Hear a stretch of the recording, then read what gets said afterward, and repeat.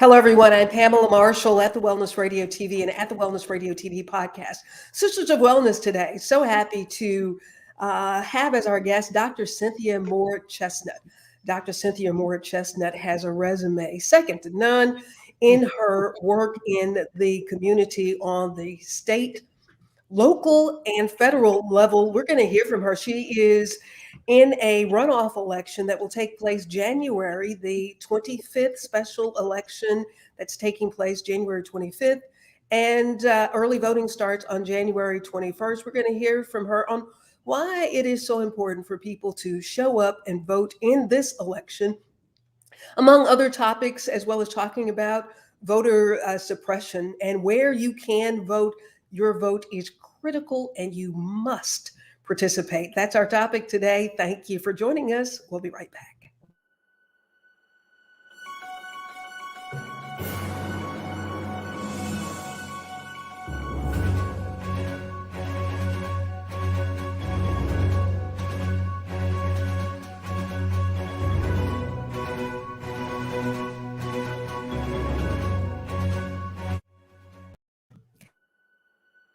For Matt Howland is your opponent. And let me just say off the top, we have invited him to be interviewed on at the Wellness Network, and we have not gotten a response from him. But we thank you, Dr. Chestnut, for your willingness to participate in an opportunity to allow the voters to hear from you firsthand and share with. So I really appreciate you doing.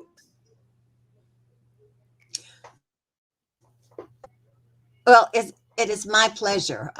Thank you for the opportunity to speak with our friends and neighbors today and to share with them my platform and why I think it's important to vote.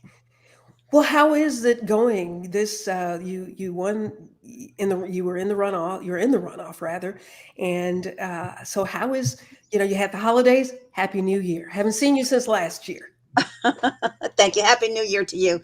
Well, we did very well in the November election with 46% of the vote. And we're looking now to get 50% plus one as we move forward on January 25th. The holidays were very busy for us because we were knocking on doors, canvassing neighborhoods, talking to residents, and getting people's opinion about issues. And that has been very important because I'm always willing and I love to listen to what the residents have to say. And because this is a campaign that is community based and community centered. So it was quite, we had very robust conversations, learned a lot, and we are here working. And this is not Dr. Chestnut's first time in this arena. You're chair of the Alachua County Democratic Party, but you have been in this work of offering yourself as a public servant for many years. And your resume has a lot of first on it. Why do you want to get back into this? Well, I think at this time, Pam, it is crucial that we have someone with the breadth and depth of experience in city government. We're at a crucial time as we enter into the season of people who are trying to take away the right for us to vote, trying to suppress our vote. This is a time when we need to look at how the commission can be more responsive to citizens in terms of answering and addressing their needs. And it's also a time when we're getting lots of federal funds in from Washington. It's going to be a one-time affair. And I think that we need to be sure that those funds flow to our community. And when I say our community, I mean all of Gainesville, that the funds flow and support the things that that our residents want to see happen.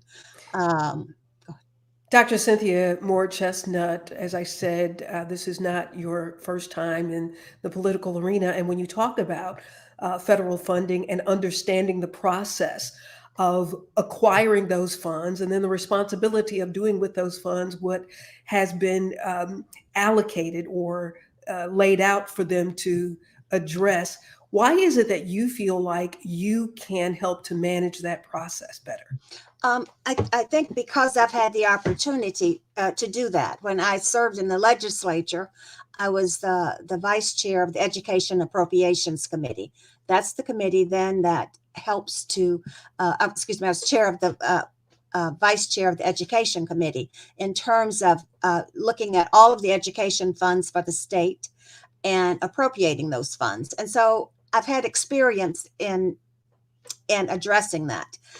It is particularly important now that we have $33 million here in the American Rescue Fund from President Biden, and we are going to receive another substantial amount in the infrastructure bill. I think that some of those funds can certainly be taken to help reduce the utility rate and to help people with their utility bills. Utility bills in Alachua County, as you know, we have the highest rate in the state.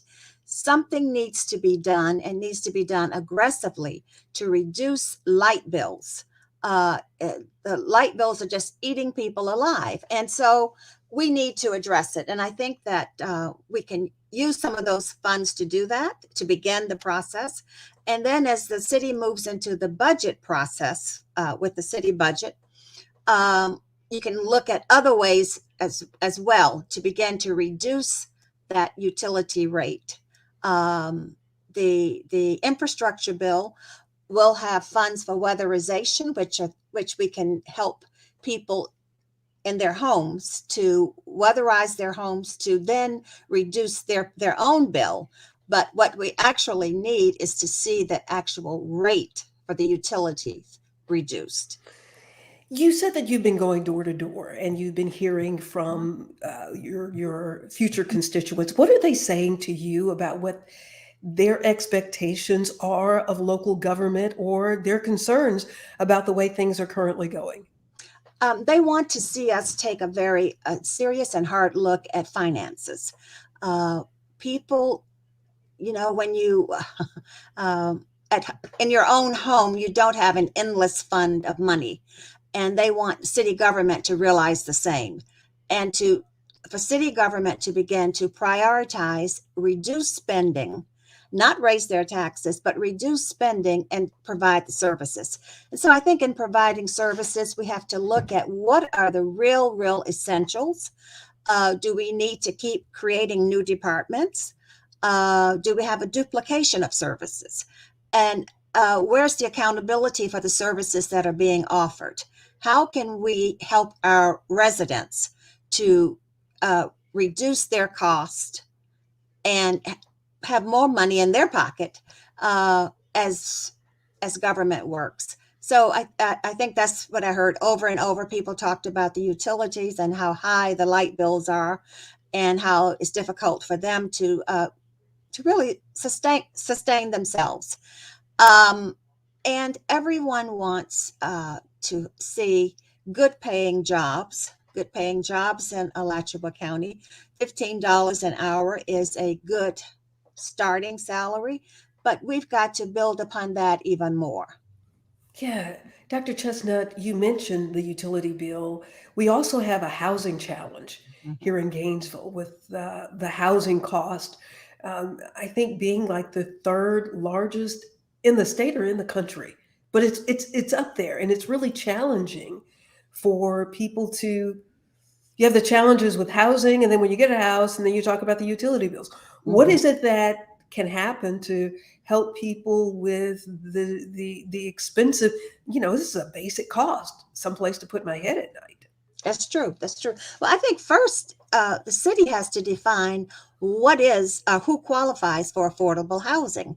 Is it someone who is poor, or is it someone who is at a middle income and would just prefer to have a house that's closer to the amenities that they want, that's closer to their job, or find a house that is where they want to work and live? I think, in my opinion, affordable housing should be provided for the poor. And in doing that, the city needs to define that. Is it someone who's at $30,000 a year, or is it someone at $45,000, $50,000 a year? I think it's I think it's at the 30,000 and below level that we want to provide the housing for. Now we have housing interspersed all over the city. It's just we have to, I think, show people or provide that information to them as to where the housing is, and again defining who qualifies for affordable housing, who qualifies, and what do we see as affordable housing. Yeah, the housing issue. There's also transportation. So Mhm. much of transportation is provided. The bulk of the schedule is based around the university and Santa Fe students using transportation. How can we take a look at shoring up public transportation for Gainesville residents when school's out? Well, let me add one more point on the affordable housing. Okay. I think the city's approach now to affordable housing is their favorite keyword, density. And you've been hearing a lot about putting a housing complex out in suburban Heights, a 6-story apartment building with 220 units, because that would provide density, and that it would provide density across the city. Well, I think that what we need to look at, and I think that what people want to see, is that people in East Gainesville have not asked for housing in West Gainesville. They have not asked to move. What they are asking for is affordable housing where they live, where their friends are, where their family is, with all of the amenities that are afforded to neighborhoods elsewhere. So, a grocery store, a pharmaceutical for shopping areas, but sidewalks. They want the same amenities that other neighborhoods have in their own area. That's one. Two, I think when you talk about public transportation, one of the reasons that the university and the Santa Fe, the schedule is built around them, because they're paying the lion's share for the public transportation. Maybe we need to look at a smaller type service, a smaller bus, perhaps, that would be able to serve East Gainesville or other smaller areas on a more frequent basis. If you have a transportation system, but it does not accommodate the work schedule for people, what is the purpose of having it if they can't rely on the transportation to get to work? And in many instances, that is what is happening. Yeah, I mean, it's almost like a catch. You're in an area that does not have all of the things that you just listed. You don't have shopping, you don't have a grocery store, you don't have the basic amenities for living, you don't have affordable housing. So how is this area? How are the residents? How are the humans living in those areas supposed to better their lives? And then there's no public transportation for me to get to the jobs that you're placing on the other end of the Right, community. right. Which So I think is why it's so important for people to vote. it's very important for people to vote, because we need a voice at the table, putting our issues on the table. We need that desperately. We need to, we have one District 1 commissioner, Commissioner Desmond Walker Duncan, but she can, Duncan Walker, but she can't be the sole voice for our area. We need some people who are going to try to get our message out, get funding to our community, and tell our story, and certainly to tell our story on transportation and affordable housing, definitely, and light bills. Yeah, I've heard stories of moms trying to get, one child to a daycare, another child to a school, and waiting for public transportation. in a place where there's not even any shelter for them to wait Mhm. for public transportation. Yet there are people say you need to pull yourself up by the bootstraps. I guess it doesn't matter if your shoes are muddy and wet from standing in the rain trying to do Mhm. better. Dr. Chestnut, I mentioned earlier that you've been in this arena for a minute. I think it was 87. Was it you were first Mhm. elected Mhm. to Gainesville City Commission Correct. and then appointed mayor? So were you the first African American mayor? No, I was the first African American woman to serve as mayor commissioner. When I Okay, served, there were 5 commissioners, and the mayor was elected by his or her peers. gotcha. So it was a mayor commissioner, and it was not a strong mayor form of government. We don't have a strong mayor form of government. We have a mayor commissioner form of government where you hire a city manager to run the day to day operation of the city.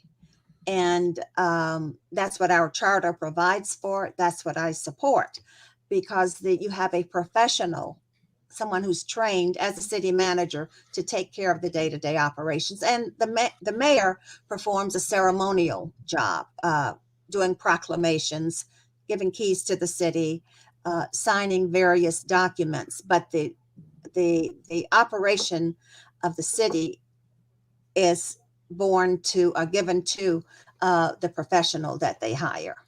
And from 1987 to 2022, when you were there initially, and then looking at how things are going, we've had kind of a revolving door with that city manager position. And there's been a lot of turmoil. What do you say to your constituents about what you can bring to this governing body that makes you the best candidate for this position?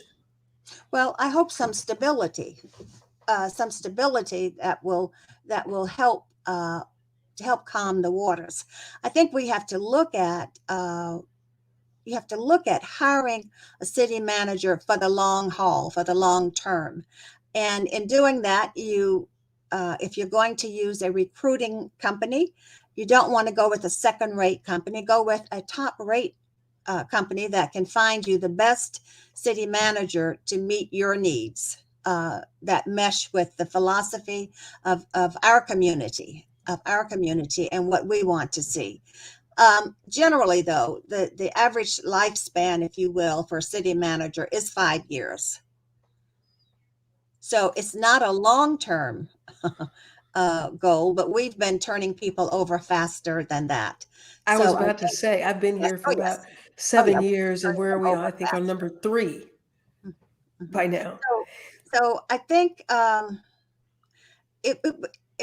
think it would also be helpful to have a community roundtable or input session on what the community is looking for in a city manager. The school board has done that often in looking at placing principals and in a superintendent, is to hold those community-based meetings so that they get input from that particular school area or Mhm. get input from the community as to what the community is looking for a superintendent. I Yeah, hope we can hire someone that's going to stay here for a while so that they can begin to implement the strategic plan. this election is a special election. Early voting starts January 21st through the 23rd, and the actual election is on January 25th. Dr. Chestnut, with all that has taken place in the political arena over the last 5, 6 years, talk to me about why you're working so hard to get people out to vote in this election, which local elections generally have low turnouts. What are you doing to try to get people to get out and vote? Well, um, all government is at the local level. It starts at the local level, where you have a voice, where you have a commissioner that you can see in the grocery store, talk to him or her about your issues, or at church, or at the community center. But all everything starts from the local level. It is particularly important this month, January. January, which is the Martin Luther King's birth month, the time that we celebrate the MLK holiday, and that we get ready to move into Black History Month. A lot of blood, sweat, and tears have been shed for people to have the right to vote. And we must take it as a sacred right. It is a sacred right that you just can't shuffle off. So at every opportunity, when you have the opportunity to have a voice in your government and what you want done, you must take it.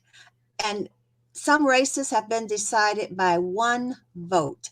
I served in the legislature with a representative from Miami who won his election by one vote. Wow. One vote. There was just an election in Fort Lauderdale where the person won by 6 votes. So every vote counts, and we must honor the people who have fought for us to have the right to vote, because that's where you have your say. That's where you have the opportunity to have your input. If you want to see utility bills reduced, elect people who are going to help work towards that. If you want to see affordable housing that is truly affordable and is designed to provide for people who are truly poor, are in need of housing, vote for somebody who's going to carry that message.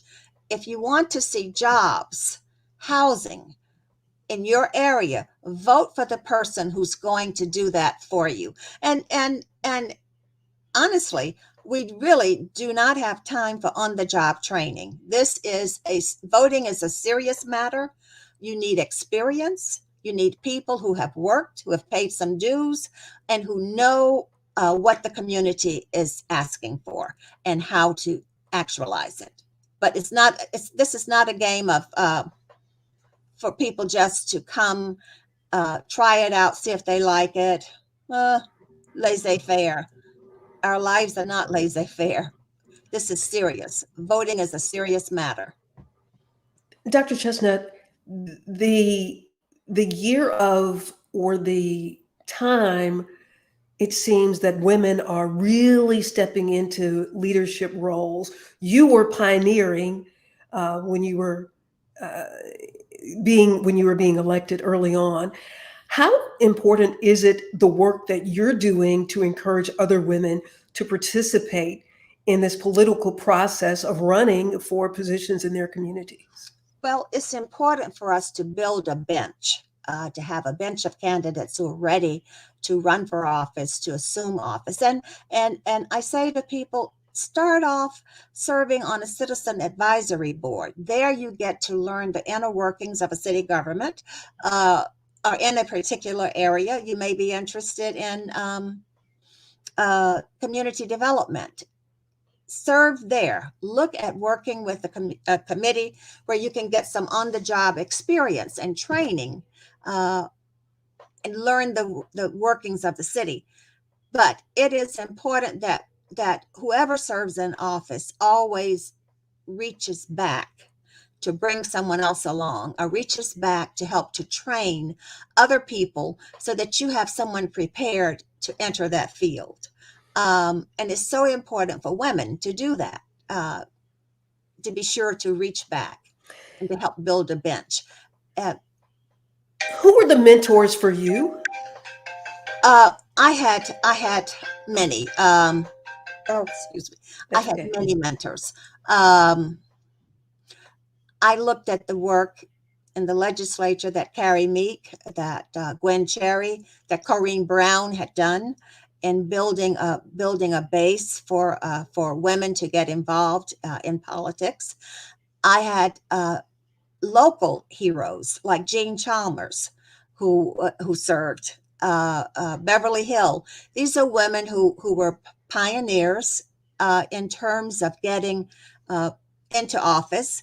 And then I look back at when I first moved to Gainesville. I remember Barbara Higgins, who worked with the supervisor of elections, Buddy Irby's office, and Miss Alma Bethay. But looking back at Miss Higgins and how she stressed the importance of voting and getting people involved in voting, and always having someone or someones who knew what was going on in the community that you could go to and talk to find out about government. So reaching back and providing a bench and a base is extremely important. And that moves to the work that I'm working with a consortium that we formed called the Florida Democratic Black Women's Consortium. And the importance of that consortium is that we are working, trying to get local candidates from across the state, trying to build a bench so that people are ready to run for the school board, for the city commission, for the county commission, that they can start at the local level in learning the process, getting involved, and being a voice for their community, because everything starts at the local level. Dr. Chestnut, there are people who will be watching and think, well, I can't do what she did. And you had to do it before it got done, right? You had to step out. What do you say to people who feel like, I'm not sure if I'm cut out for that? Well, I say to them, don't shortchange yourself. The problem that women have is that we feel that we must have everything perfect in order to run for office. We must know all of the issues. We must have all of the prerequisites, all of the credentials. We must be the perfect size 10 in order to get out there and to run. Whereas on the other hand, men wake up, look in the mirror, it's Wednesday, and they say, oh, I'm going to run for the city commission. And they do it. Yeah. So my point to women is, you are just as prepared. Serve on these local committees, volunteer, get involved in the community, and you can get out there and run. You just have to do it. Build your base, work with your community, start with the school. A very good starting place for local government is with the school board. You get to learn, it's a county-wide seat, you get to learn a lot of the issues, and you're working with parents. So I say to women, get out there, get in the game, build your experience. This special runoff election is going to be the actual election is on the 25th of January. The early voting starts on the 21st through the 23rd. How do people find out? Because we've had polling places changes, or how do they make sure they know where they're supposed to be voting? Well, for this particular election, there are only two places you can vote for early voting, and that is the Millhopper Library and the downtown Supervisor of Elections office, which is 515 North Main Street. And then, as I said, the Millhopper Library. So you can vote there early voting. However, on December 27th, the vote by mail ballots were dropped in the mail. So many people have received them now. It's that Pepto-Bismol pink envelope that arrived at your house. That is your vote by mail ballot. You need to complete it. Be sure to sign the back of the envelope and date it and put it in the mail. The county commission has provided the funding already, so it is prepaid. You don't have to even put a stamp on it. Just drop it in the mail. I would say vote early, get that in the mail now, because you don't want to wait until you don't want to take a chance of trying to mail in a ballot on January 20th, because it may not reach the supervisor's office by the 25th, given the way that the post office is working now. But they can drop it off. They can drop it in the mail. But if you drop it off at the Supervisor of Elections office before early voting, you have to get out of your car, bring it upstairs to the third floor to the Supervisor of Elections office. That's one of the changes that was made by the legislature during the last session. So you can't put it in the drop box before January 21st. You must bring it inside to the supervisor of elections office. So I say, if you have a vote by mail ballot, take it to the post office, drop it in the mail now. Vote early, vote now. You can do it.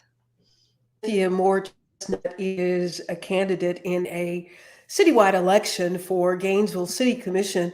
Dr. Chestnut, in our final moments here today, what do you say to the voters about electing you and making sure they vote?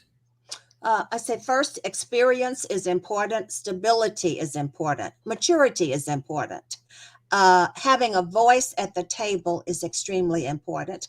And I want to be the voice for the community on utility bills, light bills.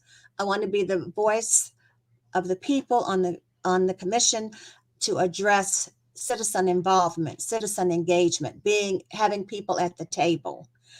I want to be that voice to address affordable housing and making sure that affordable housing is going to people who really, truly need affordable housing. And I want to get the public involved in their government, because it is their government that works for them, not the other way around. We are just the vessel and the voice, but the government works for you. And I want to work for you to address the needs in the community. So Dr. vote now, vote early.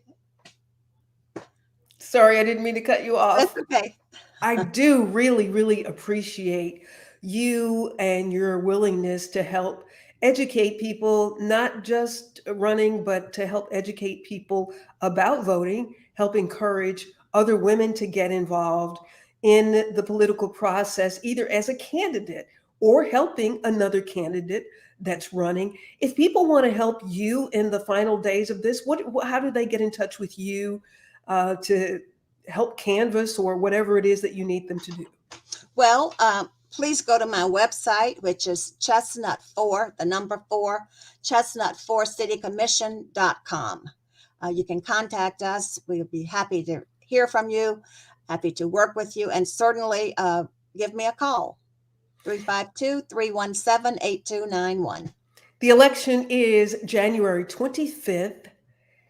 Early voting starts January 21st through the 23rd for this citywide election in Gainesville. But Dr. Chestnut, I really appreciate your words today, because my prayer is that it is inspiring others across the country that may be watching who don't live in Gainesville, but you certainly are a big inspiration to women everywhere and people to really pay attention to what's happening in their local elections and to get involved.